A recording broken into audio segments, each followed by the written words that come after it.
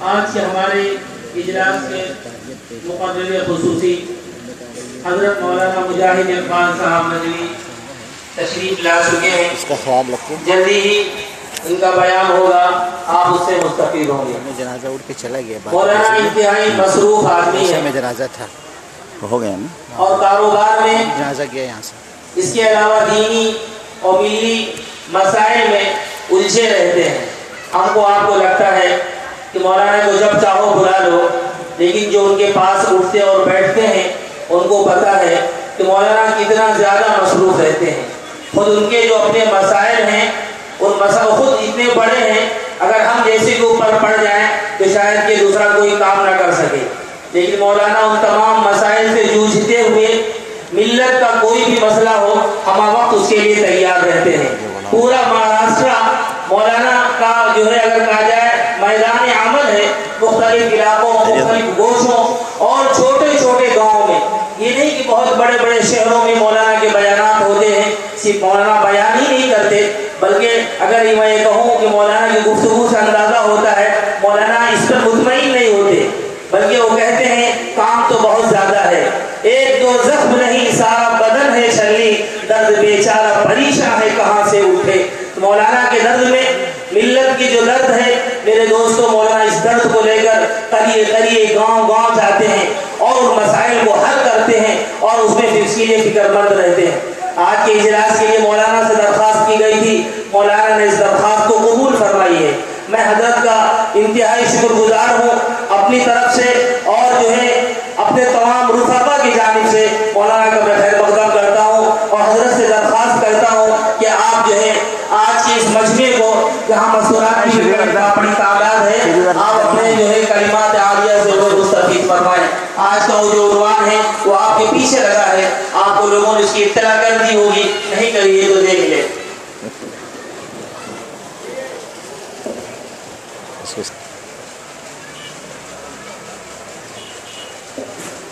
الحمد لله نحمده ونستعينه ونستغفره ونؤمن به ونتوكل عليه ونعوذ بالله من شرور أنفسنا ومن سيئات أعمالنا. من يهد الله فلا مضل له ومن يضلله فلا هادي له. وأشهد أن لا إله إلا الله وحده لا شريك له وأشهد أن سيدنا ومولانا محمدا عبده ورسوله الذي أرسله بالحق بشيرا ونذيرا وداعيا إلى الله بإذنه سراجا وقمرا منيرا. أما بعد، قال الله تعالى في كلامه المجيد: أعوذ بالله من الشيطان الرجيم، بسم الله الرحمن الرحيم. إن الله لا يغير ما بقوم حتى يغيروا ما بأنفسهم. میرے دینی بھائیوں بزرگوں، اللہ رب العزت نے اس امت کو دنیا میں بیلنس قائم کرنے کے لیے بنایا ہے.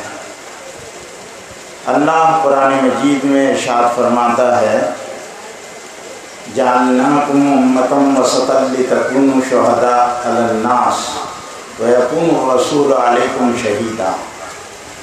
ہم نے آپ کو ایک امت وسط بنایا. وسط کے لفظی معنی توازن کے اور بیلنس کے ہیں. یہ امت دنیا میں خیر اور شر، اچھائیوں اور برائیوں، ظلم اور ناانصافیوں کے درمیان میں اور مذہبی بہرا رویوں کے درمیان میں توازن قائم کرنے کے لیے اللہ رب العزت نے مبعوث فرمایا. ہم حضرت محمد صلی اللہ علیہ وسلم کے امتی ہیں اور ہمیں گرو ہے کہ ہم حضرت محمد صلی اللہ علیہ وسلم کے امتی ہیں. حضور اکرم صلی اللہ علیہ وسلم کو اللہ تعالیٰ نے جو امت دی، اس امت کو خیر امت بھی کہا اور امت وسط بھی کہا. خیر امت یعنی تمام دنیا کے بسنے والے انسانوں میں حضرت محمد صلی اللہ علیہ وسلم کی فکر کو اختیار کرنے والے بہتر لوگ ہیں. اور امت وسط یہ دنیا کے بگاڑ اور دنیا کی برائیوں اور دنیا میں ظلم و ناانصافیوں اور کرپشن اور انارکیوں کے درمیان میں یہ توازن قائم کر کر ایک صحیح رخ طے کرنے والی امت ہے۔ تو ہماری دو ذمہ داریاں ہیں، اس میں ہم کو اپنی ذمہ داریوں کو اس وقت سمجھنے کی ضرورت ہے، کیونکہ اب کوئی نبی نہیں آئے گا اور کوئی کتاب نازل نہیں ہوگی اور کوئی ہدایت اور شریعت نہیں آئے گی۔ یہ باتیں طے ہیں اللہ کی طرف سے۔ نبی خاتم ہے، قرآن خاتم ہے اور امت خاتم ہے۔ اب اس امت کے بعد کوئی امت بھی پیدا نہیں ہونے والی ہے، لیکن دین اور انسان خاتم نہیں ہے۔ انسان آتے رہیں گے، ہر آنے والا بچہ یہ اعلان کر رہا ہے اور ہر جانے والا یہ اعلان کر رہا ہے۔ جانے والے جا رہے ہیں، آنے والوں کو بائے بائے کر کر جا رہے ہیں، اور آنے والے اعلان کر رہے ہیں کہ اللہ اس دنیا سے ابھی نا امید اور مایوس نہیں ہے۔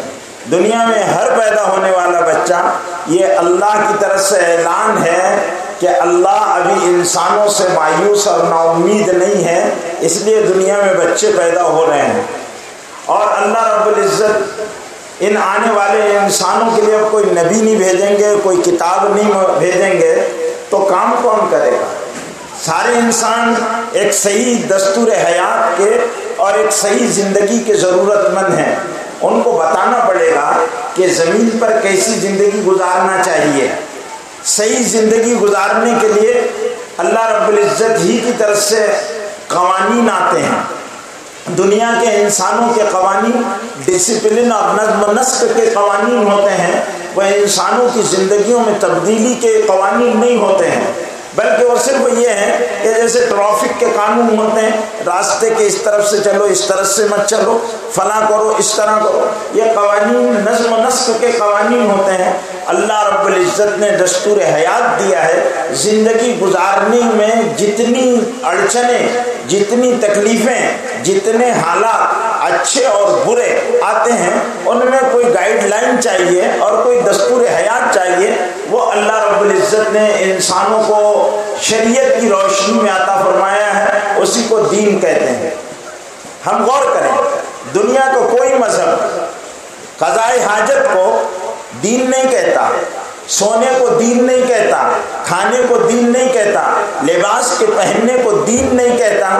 اسلام واحد مذہب ہے جس میں شادی بیاہ دین ہے، کھانا پینا دین ہے، قضائے حاجت جو انسانی طبی اور بشری ضرورت ہے، اللہ رب العزت نے اس کو دین بنا دیا ہے۔ اس میں کچھ شرطیں ہیں اور بہت آسان شرطیں ہیں، بہت مشکل شرطیں نہیں ہیں۔ شرط کیا ہے کہ جو بھی انسان اپنی ضرورت کو پوری کر رہا ہے، اس ضرورت میں اللہ کا حکم کیا ہے اور نبی مقبول حضرت محمد صلی اللہ علیہ وسلم کا طریقہ کیا ہے، بس اتنا جان لے، اس کے مطابق کر لے، اللہ کی رضا کی نیت سے کر لے، میرے اللہ راضی ہو جائیں، تو بس یہ دین بن گیا۔ دنیا میں سارے انسان سنڈاس کرتے ہیں، پیشاب کرتے ہیں، لیکن ان کے پیشاب اور پاخانے کا عمل دین نہیں ہے۔ حضور اکرم صلی اللہ علیہ وسلم نے مسلمانوں کو جو طریقہ بتایا، اس طریقے کے مطابق اللہ کو راضی کرنے کے لیے پاخانہ کرو گے، اللہ کو راضی کرنے کے لیے پیشاب کرو گے، نبی کے طریقوں کو اختیار کرو گے، تو دین بن جائے گا اور یہ انسانی ضرورت عبادت بن جائے گی۔ اللہ کے رسول صلی اللہ علیہ وسلم نے نکاح کو عبادت قرار دیا، النکاح من سنتی، نکاح میری سنت ہے۔ اب نکاح انسانی ضرورت ہے۔ جب مرد بالغ ہوتا ہے، عورت بالغ ہوتی ہے، تو ان کو اللہ رب العزت نے جوڑ کا ایک ذریعہ بنایا، مرد اور عورت کے درمیان اللہ کے نام کو بیچ میں لا کر ایک واسطہ بنایا جائے، اور جو ایک دوسرے کے لیے حرام تھے اب اللہ کے نام کی عظمت کی وجہ سے ایک دوسرے کے لیے حلال ہو گئے۔ اللہ رب العزت کے نام کی برکت سے وہ ایک دوسرے سے اپنے حق کا مطالبہ کرتے ہیں، میاں بیوی سے تقاضا کرتی ہے، بیوی شوہر سے تقاضا کرتی ہے، وہ ایک دوسرے کی ضرورتوں کا خیال رکھتے ہیں، ایک دوسرے کی ضرورتوں کو پوری کرتے ہیں، تو یہ اللہ کے نام کی برکت ہے۔ اب جب یہ ہے تو جس دن نکاح ہو رہا ہے وہ نکاح کیا ہوا؟ پوری زندگی کی عبادت بنی۔ لیکن آج ہم جو بھی عمل کرتے ہیں اس کو دین سمجھ کر کرنے کا مزاج ہمارا ختم ہو رہا ہے۔ ہم نکاح کو دین نہیں سمجھتے، قضائے حاجت کو دین نہیں سمجھتے، ہم سونے کو دین نہیں سمجھتے، جاگنے کو دین نہیں سمجھتے، چلنے پھرنے کو دین نہیں سمجھتے، معاملات کو دین نہیں سمجھتے، یہاں تک کہ اپنے بیوی بچوں کے ساتھ خوش اخلاقی و خوش فعلی کو دین نہیں سمجھتے۔ بچے کو گود میں آپ نے لے لیا، حدیث میں آتا ہے کہ اللہ کو پیار آتا ہے جب باپ اپنے بچے کو پیار کرتا ہے، اور جب میاں اپنی بیوی کے، شوہر اپنی بیوی کے منہ میں لقمہ رکھتا ہے، اللہ محبت بھری نگاہ سے میاں بیوی کو دیکھتا ہے کہ میرے بندے ایک دوسرے کے ساتھ محبت اور پیار کرتے ہیں۔ جب ایک دوسرے کو سلام کیا جاتا ہے تو اللہ رب العزت سلام کرنے پر سلامتی نازل کرتے ہیں، اس لیے کہ سلام اللہ کی صفت ہے، اللہ کے ناموں میں سے ایک نام ہے، اللہ کو پیار آتا ہے۔ اب میرے بھائیوں بزرگوں اور دوستوں، غور طلب بات یہ ہے کہ آج ہم جو کچھ عمل کرتے ہیں وہ اس کو دین سمجھ کر کرنے والا اگر مزاج ہمارا بن گیا تو ہمارا ہر عمل دین بن جائے گا، اور ہم بے دینی کی لعنت سے اور بے دینی کے عذاب سے اور بے دینی کی گمراہیوں سے اور بے دینی کی بے رونقی سے اور بے دینی کی پکڑ سے محفوظ ہو جائیں گے۔ آج معاملہ یہ ہے کہ ہمارے یہاں دین کا چلن کم ہو گیا، اور اس کی وجہ کیا ہے؟ اس کی وجہ یہ ہے کہ ہم اللہ کو ایسا حاضر اور ناظر نہیں جان رہے ہیں جس طرح اللہ کو حاضر ناظر جاننا چاہیے۔ ہم جو بھی عمل کرتے ہیں، میں بھی اور آپ بھی، کیا 24 گھنٹے میں ہمارے دل میں کبھی یہ خیال پیدا ہو رہا ہے کہ میں جو کر رہا ہوں اس کو اللہ دیکھ رہا ہے؟ ہم جو بھی کر رہے ہیں، بول رہے ہیں تو اللہ سن رہا ہے، کر رہے ہیں تو اللہ دیکھ رہا ہے۔ یہ چیز ہے جس کا ہم کو بہت زیادہ خیال کرنا ہے۔ ان اللہ یرا، اللہ دیکھ رہا ہے۔ قرآن کا یہ جملہ بڑا عجیب ہے، ان اللہ یرا ولکن اللہ یرا، اللہ دیکھ رہا ہے، اللہ دیکھ رہا ہے۔ ہم جہاں ہیں، جس حال میں ہیں، جس کام کو کر رہے ہیں، ہم سی سی کیمرہ جس طرح ایک مال ہوتا ہے، سپر مارکیٹ ہوتا ہے، اس میں سی سی کیمرے لگے ہوئے ہیں، ایک چھوٹے سے کیبن میں ایک آدمی ان سی سی کیمروں کے ذریعے سے آنے والے سینکڑوں گاہکوں پر نظر رکھے ہوئے ہیں، کوئی تو رہتا نہیں وہاں پر، لیکن اور سامان پورا الماریوں اور ریکوں میں جمع ہوا ہے، کوئی چھوٹی سی چیز دیکھ میں اگر ڈال لیں تو سی سی کیمرے میں وہ قید کر لیا جاتا ہے وہ منظر، اور پھر اس کو گیٹ پر روک لیا جاتا ہے کہ آپ نے ہمارے مال سے اس سامان کو چوری کیا۔ سی سی کیمرے یہ آج کے مشاہدے کی چیز ہے کہ ہر عمل جب تک آپ مال میں رہیں گے سی سی کیمرے کے ذریعے سے آپ کو محفوظ کیا جا رہا ہے، اور آپ اس کے احاطے میں ہیں۔ وہ اللہ جس نے سارے انسانوں کو بنایا، زمین پر بکھیر دیا اور پھیلا دیا، وہ اللہ سارے انسانوں کو اپنے احاطے علم میں لیے ہوئے ہے اور ان پر نظر رکھے ہوئے ہے۔ انسانوں کے بول ریکارڈ کیے جا رہے ہیں، انسانوں کی حرکتوں پر نظر رکھے ہوئے اللہ، اور اللہ رب العزت نے ایسے انتظام کر رکھے ہیں۔ ہم مال میں جائیں تو سی سی کیمرے کے ڈر سے کہ بھئی ہم دیکھ نہ لیے جائیں، کوئی بھی کام کرنے کے لیے ڈرتے ہیں کہ سی سی کیمرے کی نظر میں آ جائیں گے، لیکن اللہ رب العزت ہر وقت ہمارا احاطہ کیے ہوئے ہے، ہم کو کوئی ڈر نہیں ہے، جیسے چاہیں زندگی گزار دیں۔ اللہ قرآن مجید میں ارشاد فرما رہا ہے، ما یلفظ من قول الا لدیہ رقیب عتید، زبان کا ہر بول ریکارڈ کیا جا رہا ہے۔ آج سب سے زیادہ آدمی اپنی زبان میں بے اختیار ہے، جس کو چاہے جو بول دو، جھوٹ بے تحاشا بولو، گالیاں جتنی چاہے دیتے رہو، غیبت کرتے رہو، چغلیاں کھاتے رہو، اور ظلم ناانصافی کی باتیں کرتے رہو، کوئی ہم کو اس میں ذرا بھی دل میں ملامت نہیں ہوتی کہ ہم جو کچھ کر رہے ہیں یہ ریکارڈ ہو رہا ہے اور ہماری ہر بات محفوظ کی جا رہی ہے۔ اگر ہم کو اللہ کا یہ یقین پیدا ہو جائے کہ اللہ دیکھ رہا ہے، ان اللہ یرا، اللہ دیکھ رہا ہے، تو ہماری زبانوں کی بولنے میں احتیاط آ جائے گا، توازن آ جائے گا، اور ہماری زبانیں گڑبڑ نہیں کرے گی۔ اللہ دیکھ رہا ہے، اللہ دیکھ رہا ہے، ان اللہ یرا، اللہ دیکھ رہا ہے، ہم جو بول رہے ہیں اللہ دیکھ رہا ہے، اللہ سن رہا ہے، اللہ سمیع ہے، اللہ بصیر ہے، اللہ علیم ہے، اللہ حکیم ہے، اللہ عالم الغیب والشہادہ ہے، تو اللہ ساری چیزوں کو جان رہا ہے۔ پھر اس کے بعد اللہ رب العزت نے ایک اور بڑا انتظام کیا۔ وہ انتظام کیا ہے؟ کرامن کاتبین یعلمون ما تفعلون، دو فرشتے اللہ نے لگا دیے، کرامن کاتبین، دو فرشتے وہ ریکارڈ کر رہے ہیں، وہ ریکارڈ کر رہے ہیں، ہر انسان کا، ہر مرد کا، ہر عورت کا، ہر عمل ریکارڈ کیا جا رہا ہے۔ کرامن کاتبین یعلمون ما تفعلون، وہ جانتے ہیں جو تم کر رہے ہو۔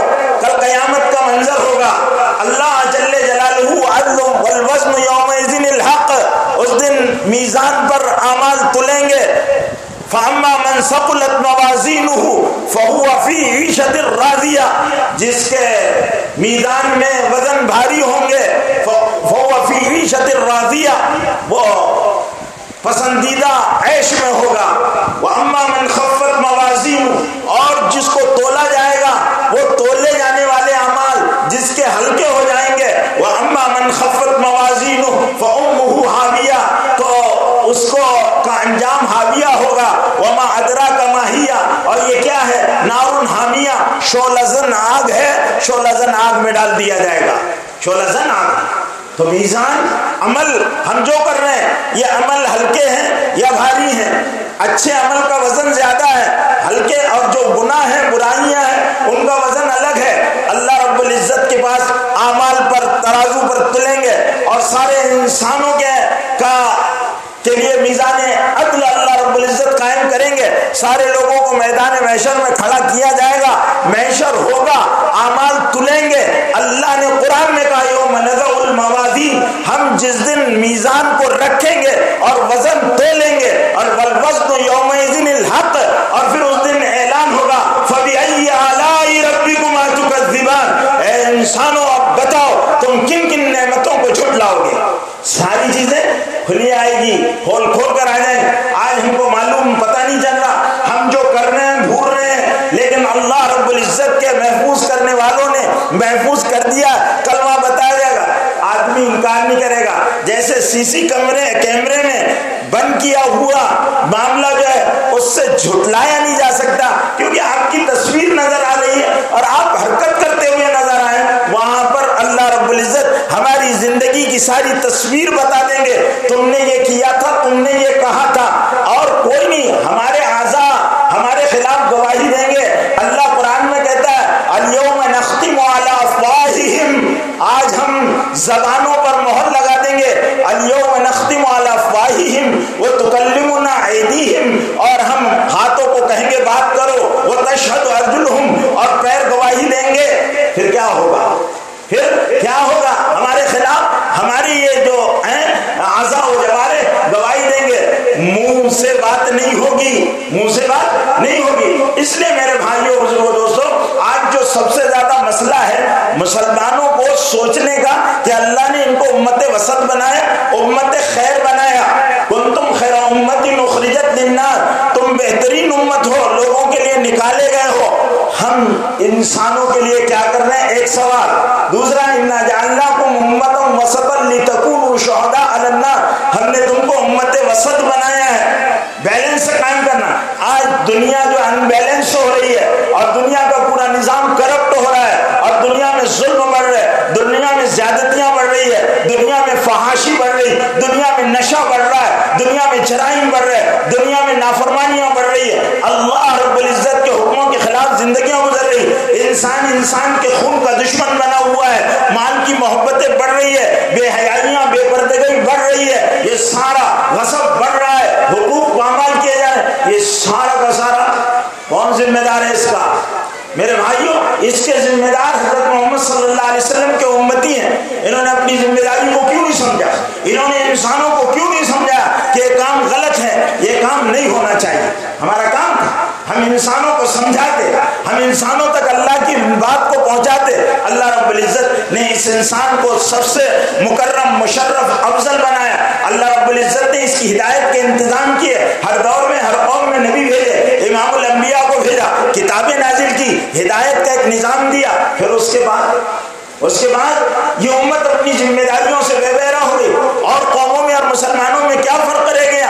وہ بھی قومیں دن بھر کھانے اور کمانے کی فکر میں، مسلمان بھی دن بھر کھانے اور کمانے کی فکر میں۔ مسلمان صبح سے لے کر شام تک انکم، مسلمان 24 گھنٹے کمانے والا بن جائے اگر، اور وہ انسانیت کا درد اپنے دل میں نہ رکھتا ہو، اور انسانیت کے لیے کوئی کام کرنے کے لیے وہ تیار نہ ہو، اس کے اندر کوئی جذبہ نہ ہو، تو میرے بھائیوں، مسلمان میں اور عام اس دنیا میں لایا ہی اس لیے گیا ہے کہ ساری انسانیت کا درد اپنے دل میں رکھے، ساری انسانیت کا غم اپنے دل میں کھائے، اور پوری انسانیت کی ہدایت اور ان کے خیر اور ان کی بھلائی کے لیے فکر مند ہو۔ یہ ہمارا کام تھا۔ لیکن بڑا مسئلہ کیا ہے؟ دل کے بھبول جل اٹھے سینے کے داغ سے، اس گھر کو آگ لگ گئی گھر کے چراغ سے۔ آج رونا ہمارا ہے، ہم نے اپنی ذمہ داریوں کو نہیں سمجھا۔ آج ہمارے معاشروں کا حال کیا ہے؟ آج ہمارے نوجوانوں کا حال کیا ہے؟ آج ہماری بچیوں کا حال کیا ہے؟ آج ہمارا سماج کس طرح جوجھ رہا ہے، کیسے کیسے کرائم اس میں پنپ رہے ہیں، ہماری زندگیاں کیسی ہے؟ آج ایک دوسرے کے ہم حق کی ادائیگی میں کیسی کوتاہی کرتے ہیں۔ باپ بیٹا، بھائی بھائی، میاں بیوی، ان میں کوئی آپس میں جوڑ اور محبتیں اور وہ خاندانی نظام درہم برہم ہونے کے کنارے کے دہانے پر کھڑا ہوا ہے۔ بھائی بھائی مل کر نہیں رہ سکتے۔ کیوں ہو رہا ہے؟ یہ بے دینی کی نوستیں ہیں۔ جب دین زندگیوں میں آئے گا تو دین کی برکتیں آئے گی، آپس میں قلوب ملیں گے، اللہ کے الطاف و انعام و اکرام نازل ہوں گے۔ آج تو میرے بھائیوں امت کا ایسا حال ہوتا جا رہا ہے کہ کوئی مسلمانوں کی کوئی اچھی شبیہ انسانوں کے سامنے پیش کرنے جیسی لوگوں کے نہیں کہ یہ مسلمان، ہمارے معاشروں کو دیکھو، ہمارے محلوں کو دیکھو، ہمارے گھروں کو دیکھو، کیوں یہ بگاڑ آ رہا؟ ہم تو پوری ذمہ دار تھے پورے انسانوں کے، ہمارا معاشرہ ایسا معاشرہ ہونا چاہیے۔ اور اللہ کے رسول صلی اللہ علیہ وسلم نے وہ معاشرہ بنا کر بتایا تھا۔ عذر نہیں چلے گا، اللہ رب العزت کے پاس یہ عذر نہیں چلے گا کہ ہم وہ ایسا معاشرہ کہاں سے؟ حضور صلی اللہ علیہ وسلم نے مدینے میں ایسا پاکیزہ اور صالح معاشرہ بنایا تھا جس معاشرے کا ہر فرد اپنی ذمہ داری کو سمجھتا تھا، اللہ کے خوف کے ساتھ جیتا تھا، آخرت کی اس کو فکر تھی، راتیں اس کی مصلے پر گزرا کرتی تھی، وہ دعا والا تھا، وہ دوسروں کے حق کو ادا کرتا تھا، وہ اللہ کی نافرمانی سے بچتا تھا۔ اللہ کے رسول صلی اللہ علیہ وسلم نے صحابہ کرام کی ایسی جماعت تیار کی تھی، وہ پاکیزہ جماعت جس کے بارے میں قرآن نے کہا السابقون الاولون من المہاجرین والانصار والذین اتبعوہم باحسان، سبقت کرنے والے انصار میں سے اور مہاجرین میں سے، اور قیامت تک یہ قید لگا دی اخلاص کے ساتھ ان کے پیروکار اللہ رب العزت نے ان سے وعدے کیے ہیں۔ اللہ کہتے ہیں محمد رسول اللہ والذین معه اشداء علی الکفار رحماء بینہم تراہم رکعا سجدا یبتغون فضلا من اللہ ورضوانا۔ محمد صلی اللہ علیہ وسلم اللہ کے رسول ہیں اور جو ان کے ساتھ ہیں وہ آپس میں مہربان۔ آج مسلمانوں کے اندر رحمت ختم، نمازوں کا حال تراہم رکعا سجدا، تم ان کو رکوع اور سجدوں کی حالتوں میں دیکھو گے، بڑا حصہ ان کا اللہ کی عبودیت سے وابستہ، اللہ کی اطاعت سے وابستہ، اللہ کی فرمانبرداری سے وابستہ، یبتغون فضلا من اللہ ورضوانا، ہر عمل اللہ کو راضی کرنے والا۔ آج ہم اپنی نیتوں کا جائزہ لیں، کیا ہمارا ہر عمل اللہ کو راضی کرنے والا؟ ہم غور کرتے ہیں جو کام بھی کرتے ہیں ہمارا اللہ ہم سے راضی ہو جائے؟ اگر ایسا نہیں کرتے ہیں تو میرے بھائیوں ہم دین کے ایک بڑے حصے کو نظر انداز کر کر زندگی گزار رہے۔ ہم کو اللہ رب العزت کو راضی کرنے کی فکر کرنا ہے۔ اللہ ہم کو دیکھ رہا ہے، اللہ ہمارا محاسبہ کیا ہوا ہے، ہمارا ہر عمل ریکارڈ ہو رہا ہے، ہمارے لیے فرشتے مقرر ہیں۔ کل قیامت کے دن ہم کو اللہ کے حضور میں حاضر ہونا ہے، پھر کل قیامت کا میدان ہوگا۔ اللہ رب العزت اور حضور اکرم صلی اللہ علیہ وسلم، صحابہ کرام اور سارے وہ بزرگان دین جنہوں نے دین کے خاطر قربانیاں دی اور اپنا مٹھایا اور امت کو بنایا، وہ ہوں گے اور ہم لوگ ان کے سامنے پیش کیے جائیں گے۔ کیسی رسوائی کی بات ہوگی، کیسی شرمندگی کی بات ہوگی کہ ہماری زندگیوں میں سب تھا، دین نہیں تھا۔ آج کوئی آدمی اپنی دنیا پر مطمئن نہیں ہے، دین پر مطمئن ہے۔ جسم بیمار ہوتا ہے پورا گھر پریشان ہو جاتا ہے، باپ پریشان ہے، بیٹا بیمار ہو گیا، دوا خانے میں لے جاؤ، بیماری سمجھ میں نہیں آتی تو ایکس رے نکالو، ایکس رے سے نہیں سمجھ میں آئی تو بلڈ ٹیسٹ کراؤ، اس سے نہیں سمجھ میں آ رہی الٹرا ساؤنڈ کراؤ، سونوگرافی کراؤ، یہ کراؤ، ایکسپرٹ کو بتاؤ۔ جسم بیمار ہوا، ماہرین کی خدمات حاصل کی گئی، ہر نیا طریقہ اختیار کیا گیا اور کوشش یہ کی گئی کہ بیماری کا پتہ لگایا جائے۔ روح بیمار ہو گئی، قلب بیمار ہو گیا، کوششیں کی گئی، نہ باپ کو فکر ہے میرے گھر میں ایک بیمار بیٹا ہے جس کی روح بیمار ہے، جس کا دل بیمار ہے، جس کی نظر بیمار ہے، جس کی کان بیمار ہے، جس کا دماغ بیمار ہے، جس کے اعضاء و جوارح بیمار ہے۔ اس میں شریعت نہیں ہے، اللہ کا امر نہیں ہے، حضرت محمد صلی اللہ علیہ وسلم کے مبارک طریقے نہیں ہیں، کتنی پریشان ہوتا ہے باپ۔ روح بیمار ہوئی کوئی پریشانی نہیں، دل بیمار ہوا کوئی پریشانی نہیں، جسم بیمار ہے پورا گھر پریشان ہے، دوست پریشان ہے، چلو بھائی ڈاکٹر کے پاس لے کر جاؤ، جے لے جاؤ، جسلوک لے جاؤ، برج کینڈی لے جاؤ، سیفی لے جاؤ، بڑے سے بڑے ہاسپٹل میں لے جاؤ، اچھی سے اچھی خدمات حاصل کرو تاکہ ہمارا یہ بیمار اچھا ہو جائے۔ جسم بیمار ہوتا ہے پریشان ہوتے ہیں، روح بیمار ہے کتنوں کو پریشانی، ہمارا گھر بیمار ہے، بیوی بیمار ہے، ہم نے کبھی اس کی فکر کی کہ ہمارے بچے میں یہ بیماری کیوں پیدا ہوئی، ہمارے بچوں میں، ہمارے گھر والوں میں یہ اللہ کی نافرمانی کا مزاج کیوں بنا، اللہ کا خوف کیوں نہیں آیا، اللہ سے ڈرنے والے کیوں نہیں بنے، نبی پاک صلی اللہ علیہ وسلم کے طریقے ہمارے بچوں میں کیوں نہیں ہیں۔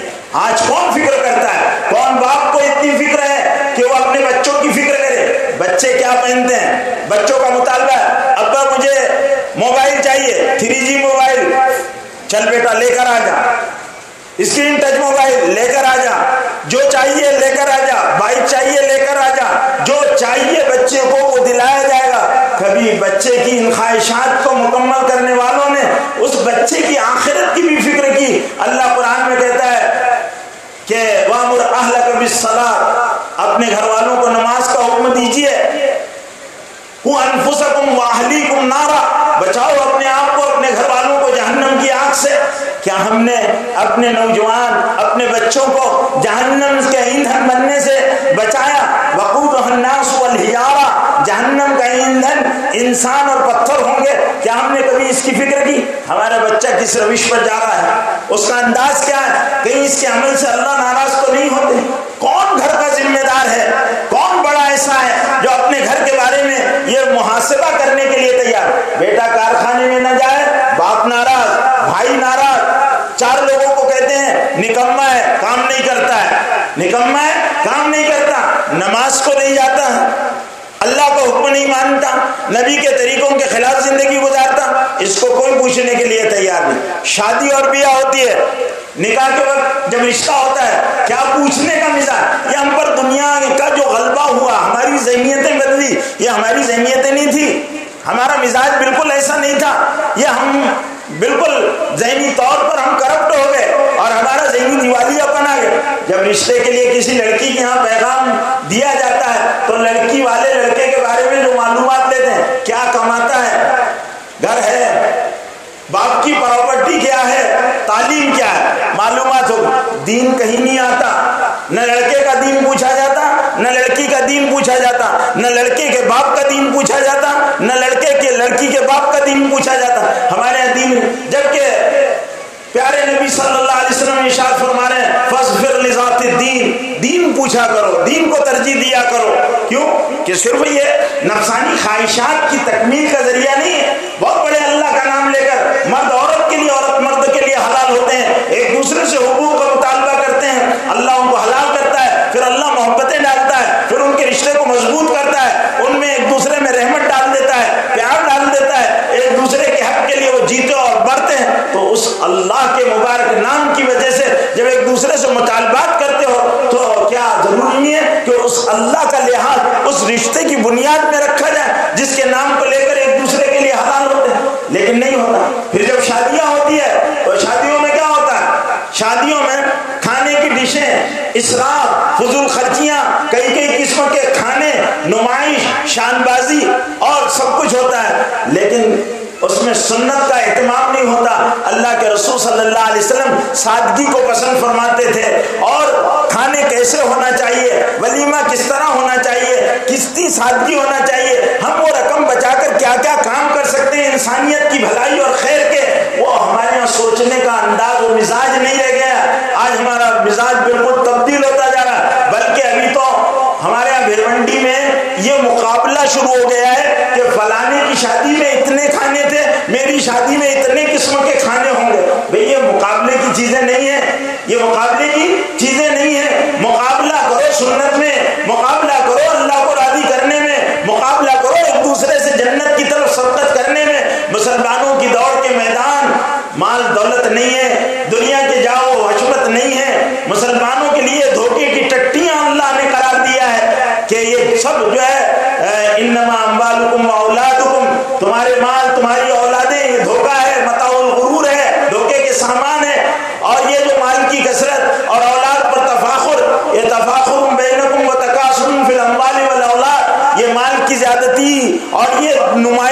یہ سارے کے سارے نقصان دینے والی باتیں، یہ ہمارا کام نہیں تھا. لیکن میرے بھائیوں، آج ہماری روح بیمار ہو چکی ہے. ہم اس روح کے علاج کے لیے توجہ دینے کے لیے، جسم بیمار ہوا ماہرین کے پاس گئے، روح بیمار ہوئی اس کے ماہرین کو کبھی تلاش نہیں کیا کہ ہمارے اندر جھوٹ کی عادت کیوں آئی، یہ جھوٹ کی عادت نکلے کیسے، غیبت آئی یہ نکلے کیسے، جھوٹ بول رہے ہم نکلے کیسے، غصب کر رہے نکلے کیسے، بہنوں کے حق کھا رہے تو اس کو حق کی ادائیگی کا ہمارے اندر جذبہ آئے کیسے، ہم خیانت کر رہے یا غلط کام کر رہے ہیں، یہ غلطیاں ہم سے چھوٹ جائیں کیسے، اور ہم نیک بن جائیں کیسے، اور ہماری آخرت بن جائے کیسے.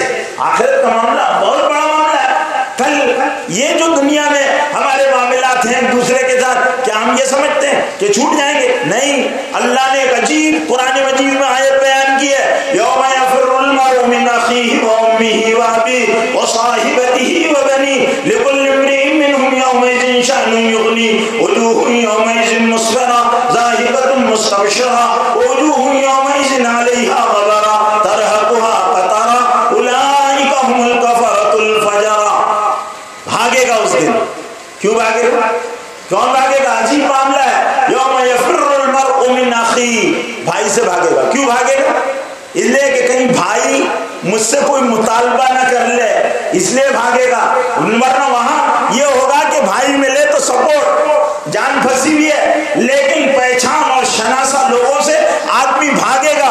بھائی ملے نہیں میدان میں، یہ بھائی نہیں ملے، اس نے مانگ لیا کہ لوگ تو ابا نے 100 چھوڑے تھے اور تو نے مجھے 30 دیے اور تو نے 70 لیے، تو باقی کا حساب چل اللہ کے پاس. وہاں تو عدل ہوگا.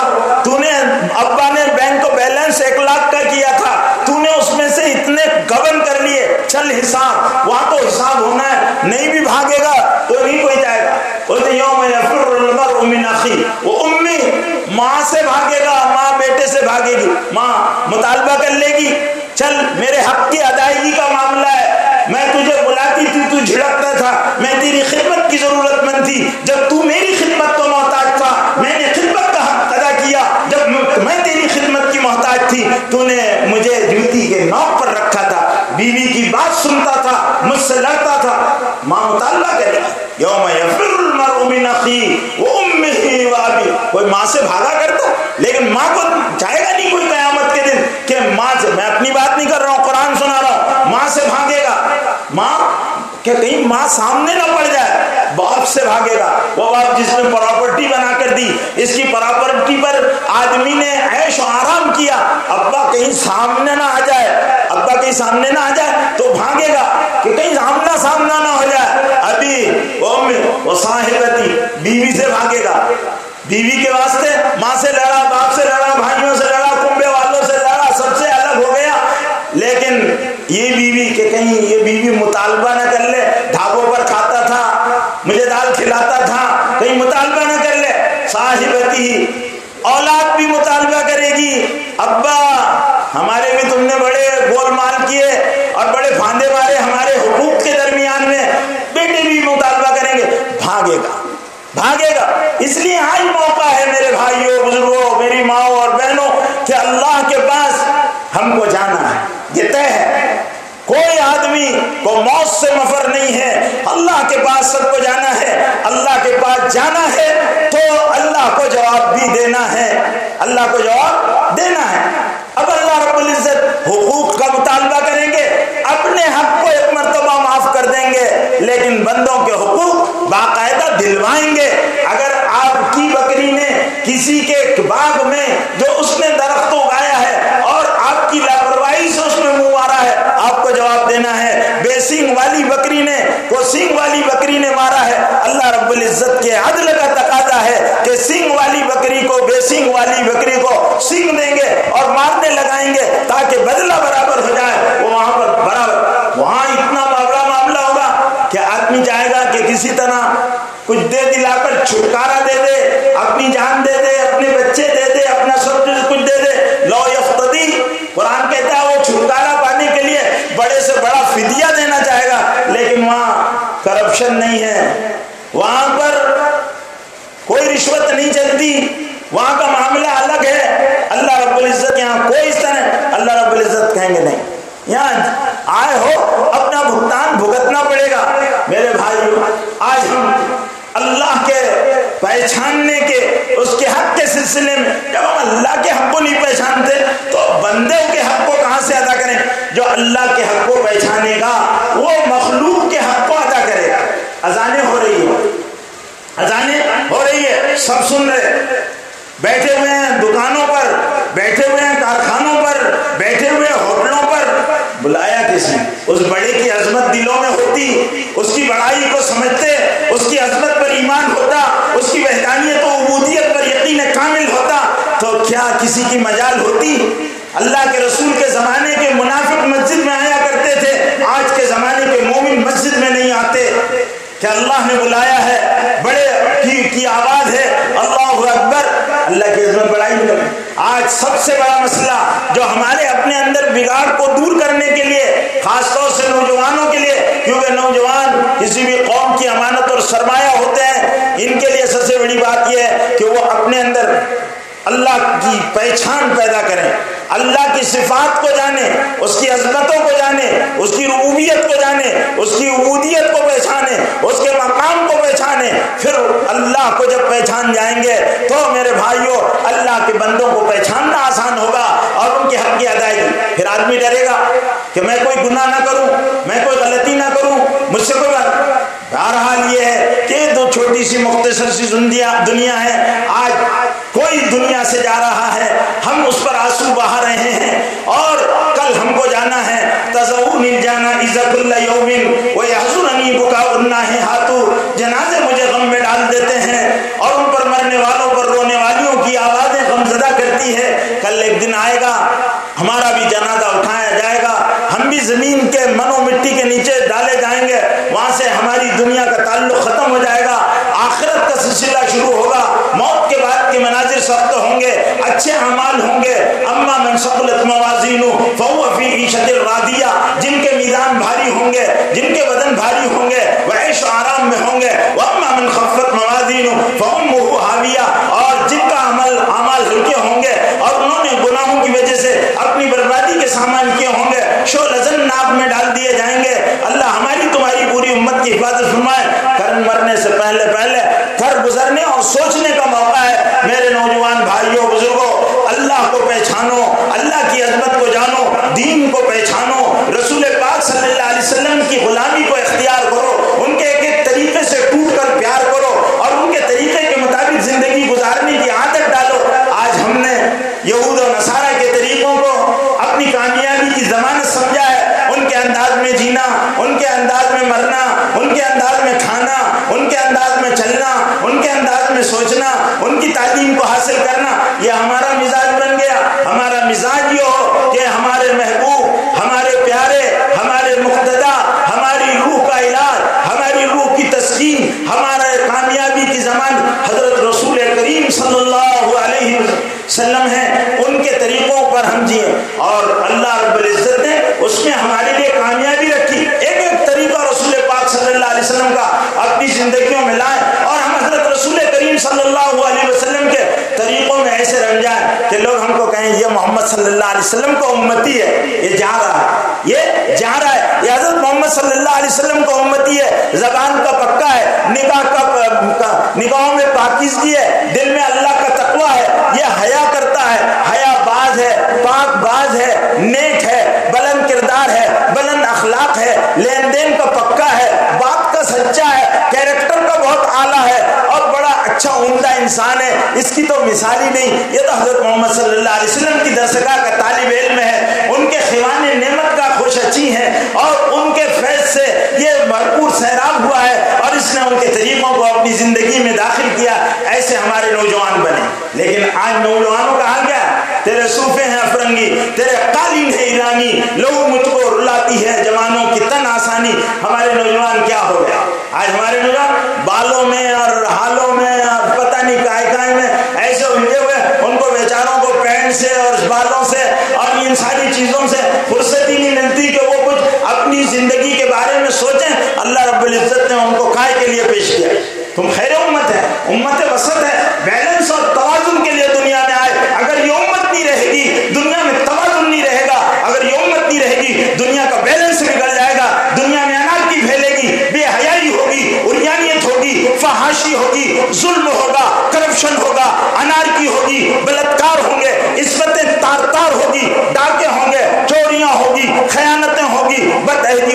یہ امت امت وسط ہے، اللہ نے اس کو خیر امت بنایا ہے، اور اس کام کو لے کر اس امت کے نوجوانوں کو اٹھنا ہے اور دنیا میں ایک پاکیزہ زندگی کا آغاز کرنا ہے، جس کو لے کر امام الانبیاء ختم الرسل مولا کل دانا سبل حضرت محمد صلی اللہ علیہ وسلم دنیا میں تشریف لائے، ان کے نقش قدم پر چلو گے، ان کے طریقوں کو اختیار کرو گے، اس پر جیو گے، اس پر مرو گے، تو اللہ رب العزت کا پیار ملے گا۔ قل ان کنتم تحبون اللہ فاتبعونی یحببکم اللہ، کہ محمد سے وفا تونے تو ہم تیرے ہیں، یہ جہاں چیز ہے کہ اللہ قلم تیرے ہیں۔ اللہ مجھے اور آپ کو کہنے سننے سے زیادہ حسن عمل کی توفیق نصیب فرمائے۔ وآخر دعوانا الحمدللہ رب العالمین۔ ابھی حضرت مولانا سید مفتی حذیفہ صاحب کا بیان ہوگا، تمام حضرات تشریف رکھیں، بہت فکر انگیز